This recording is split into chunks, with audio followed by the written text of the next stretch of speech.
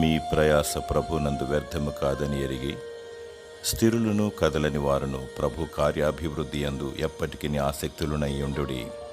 1 కొరింథీయులకు వ్రాసిన పత్రిక 15వ అధ్యాయము 58వ వచనము. నీవు దేవుని కొరకు చేసే ఏ పనియూ వ్యర్థం కాదు.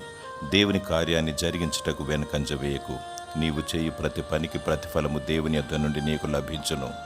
ఇతరులకు మేలు చేయము, దేవునికి మహిమను కలిగించుము. నీవు దీవించబడదువు. మంచి పని చేయనప్పుడు భయపడకూడదు. దేవుడు నిన్ను వాడుకుంటాడు, నిన్ను నడిపిస్తాడు.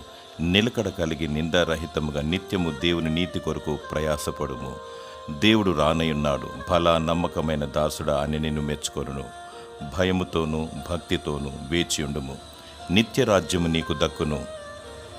దేవుడు నిన్ను అభిషేకించి దీవించి వాడుకొనుగాక. ఆమేన్.